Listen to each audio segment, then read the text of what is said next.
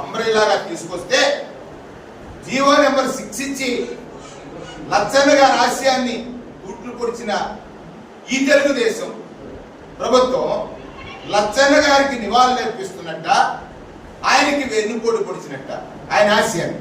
అది నేను కులాలకు సంబంధించినటువంటి సర్టిఫికెట్ ఇష్యూలో నాటి నుంచి నేటి వరకు ఆ రోజు మెమో ఇష్యూ అయిన వెంటనే సమస్య మా దృష్టికి వచ్చిన వెంటనే దాన్ని లైఓవర్ చేసి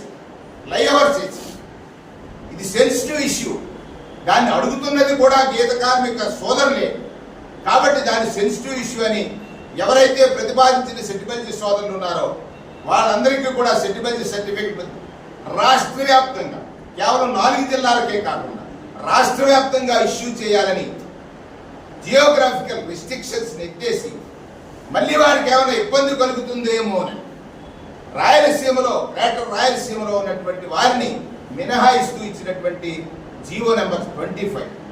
నిన్న వారి ప్రెస్ మీట్లో ఏమంటారంటే చీకటి జీవోలు ఇచ్చారు అంటే నేను నవాలో ఇంకోటి అనుకోవాలి పాత్ర ఎంచేత నేను మంత్రి గారు మాట్లాడతానని అంటాడు చీకటి జీవో ఏదో ఫేక్ జీవో ఫేక్ ఏంటి పేపర్ ఉంది కదా, ఫేక్ కాదు కదా.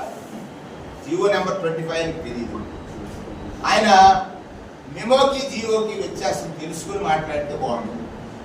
మరి క్యాబినెట్ మంత్రి మనం ఏమనకూడదు, క్యాబినెట్ మంత్రి గారి క్యాబినెట్ హెడ్గా ఉన్నటువంటి ముఖ్యమంత్రి గారు చంద్రబాబు నాయుడు గారు మీ మంత్రి గారు చేసినటువంటి ప్రస్తావనలో మెమోని జీవో అంటున్నారు.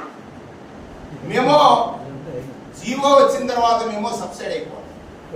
మరి అది ఎంఎస్ మళ్ళీ జీవో ఎంఎస్ నెంబర్ వచ్చినటువంటి జీవో ఆర్టీ కూడా కాదు. అటువంటి జీవోని ఫేక్ జీవో ఇచ్చారు. ఫేక్ పార్టీ ఏంటిది, ఈ భాష ఏమిటి మీకు రాదు. రెండోది అర్జీని ఆర్జీ అంటున్నారు. అంటే ఎక్కడ వెళ్ళా ఆర్జీ ఏమిటి, ఏదైతే రిప్రజెంటేషన్ ఉందో రిప్రజెంటేషన్ అనండి లేదా అర్జీ అనండి. అర్జీని ఆర్జీ అనేటువంటి మంత్రి, మెమోనేమో జీవో అనేటువంటి మంత్రి, నిన్న వచ్చి సెట్టిబల్జీలకి ఏదో గొప్పగా చేశానని చెప్పుకునేటువంటి పరిస్థితి కనపడతా ఉంటే దీన్ని క్లారిఫై చేయాల్సినటువంటి అవసరం వైఎస్ఆర్ కాంగ్రెస్ పార్టీ మీద ఉంది. వైఎస్ఆర్ కాంగ్రెస్ పార్టీ చేసుకున్నటువంటి ఈ క్లారిఫికేషన్ ఎవరికైనా డౌట్ ఉంటే మరలా ఇంకొకసారి అయినా దీన్ని క్లారిఫై చేస్తాం.